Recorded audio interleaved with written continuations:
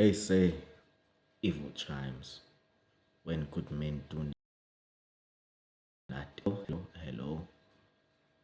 To those of you who do not know me, my name is Mpilo and my surname is Mpanza. Sorry about the outfit. Yeah.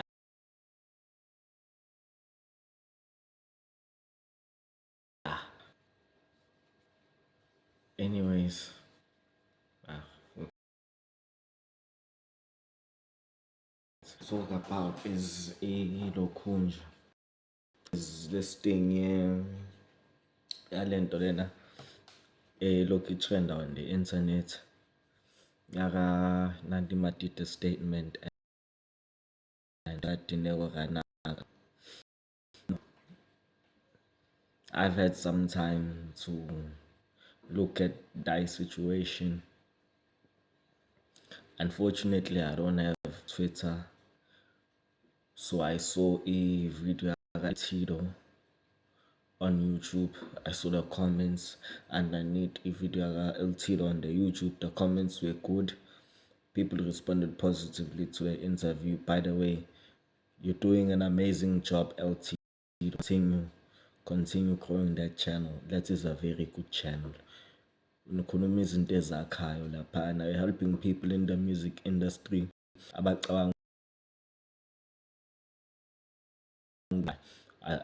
I'll continue pushing. Now, uNandi mekhuluma laphana, she talks about experience she had with her husband's experience. And she says a lot of things. And then she also leaves with a message to our South African women. She says there must be a little bit, what you call this, give South African men some grace. Now me, I'm in favor of grace, right? Not just for South African men, but first of all, I'm a Christian. And I am where I am today because of God's grace, because of His mercy, because of His love. And yeah, I was afforded the privilege to find myself going through this phase of life I'm going through right now. I found myself, living the way I live thanks to God's grace. Because without God's grace, who knows what could have happened to me? Who knows what could have happened? So I'm in favor of affording other people that grace, including the people's laba esibone ngathi yabona mhlawumbe they are horrible. And the Bible says, be as gentle as doves, but as wise as serpents, right? It means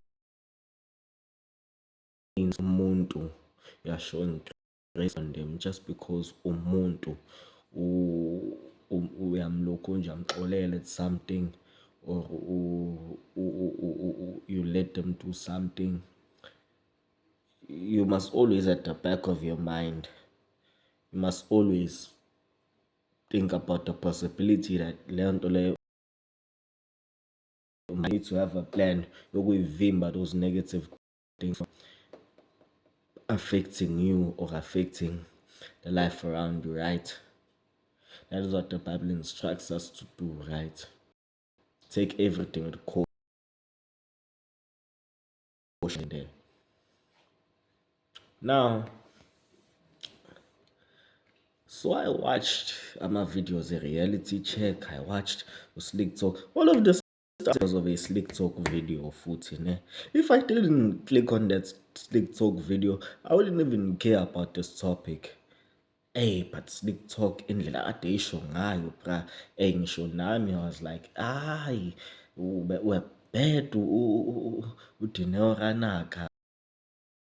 Yabona, hey.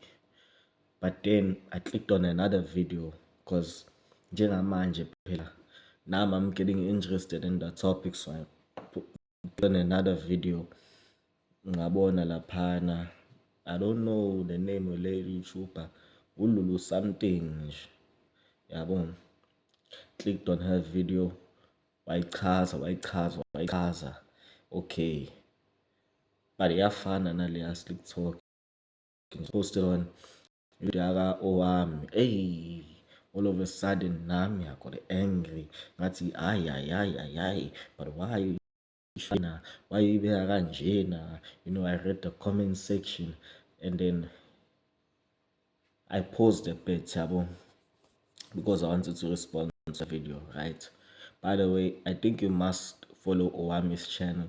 She's very cool and she's on the road to, I don't know how many subscribers now.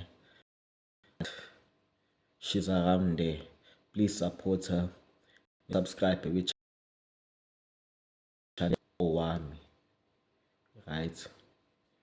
Ngiyakutshela wena, if you watch her content angeke uze uzisole ukuthi nje mina I'm a casual viewer of her. The videos I've seen, I'm not disappointed. I highly recommend you watch her, Shem. I'm not disappointed. Uyazi ivideo uyibuke usho ukuthi yeah, this person puts the effort into his videos. Yeah, she's that person nje to lokho engikubonayo mina yabo. Okay, it's fine. Ngibela uPensini, hey, uPensini ngithi yeah man, but yeah, khona uqinisile kodwa yabo ube naloko kodwa nje hey, bona bosisi bazoyibona ngendlela oyisho ngayo yabo. The gent, I understand kahle futhi lento oyishoyo nje. Yeah, I support it. Yabo, I heard that, but I'm not saying he said anything bad. He actually said some great things, said some great points. Nani ngicela uyibukele ivideo yakho. And then ngagcina sengifika kwivideo yabani kanje enye. Oh, uJune Hlongwane. Hey, I advise you follow her channel. She's very politically savvy, uJune Hlongwane. I listen to her a lot and she understand the economics behind politics, right? Uma ngikhuluma ngisuke sengikhuluma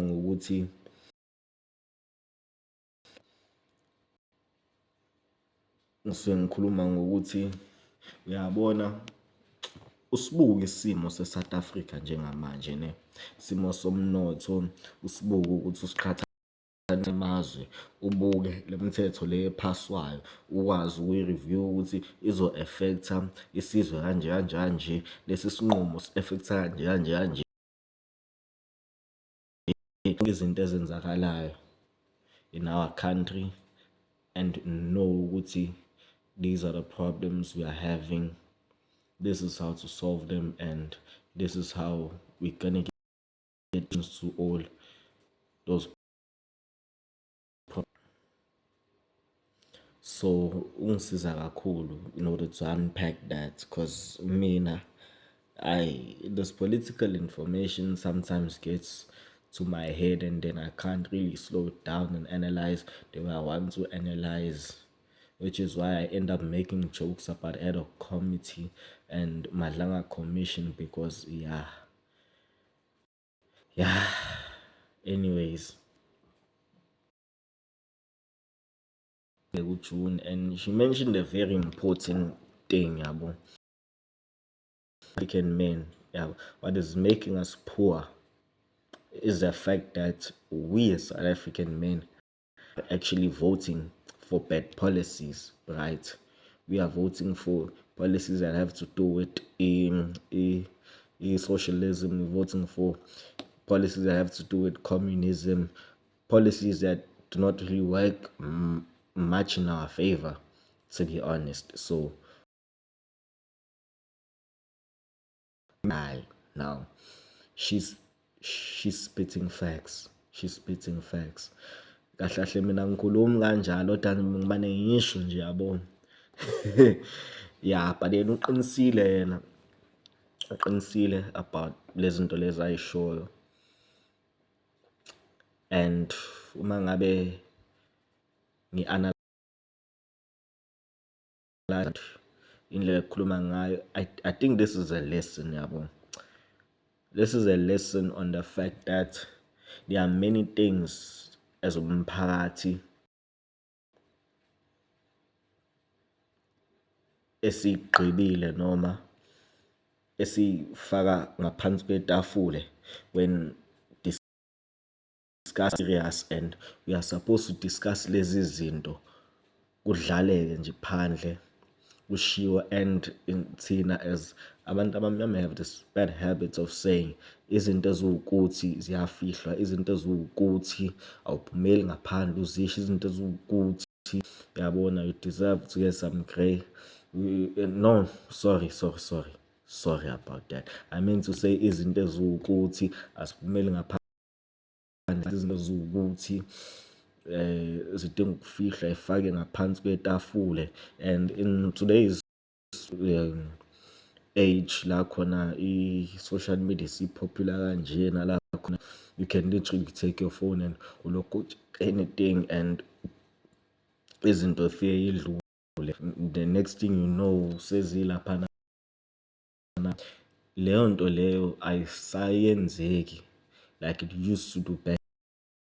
Mina ngithi into enhle leyo cause now is the time to talk, cause ezinye zezinto it's because we have not really had an honest conversation about them, right?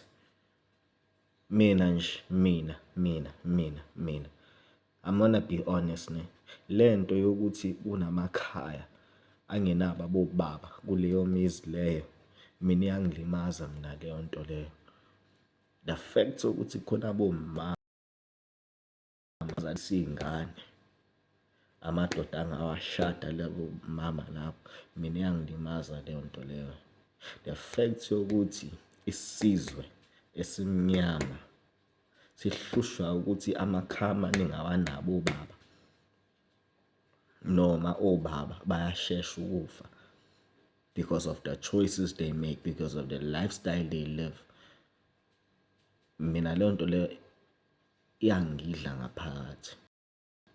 And we need to be honest about these things. We need to thola indlela yokuthi siyishintshe in order to improve this nation. Now, mina igama lami uMpeli Sibongo Hampanza. Le channel lena ngiyakhele ukuthi ngisho izinto ezakhayo, ngisho izinto nje ezikhuthaza abantu, ngikhulume ngamayo i-mixed martial arts, boxing, ngikhulume nange-soccer futhi uma ngabe ngisithola isikhathi, also look at other things nje, but kakhulukazi ezenkolo ama-reactions-ke ezinto lapho nalapho nje, but kakhulu ngenza ama-shorts and I'm trying to change i-form videos kancane, but I'm just experimenting. So if you like it, please ngitshele, comment below, press like laphana, you know, do all those nice things. Anyways, wena ucabanga nalolu daba, uyayibona lento engiyishoyo noma mhlawumbe awuyiboni, noma mhlawumbe nje nami ngiyayibhedela ngoba phela nami ngibuye ngibhede isikhathi esiningi. Please be honest with me, because nami I want everyone else to be honest.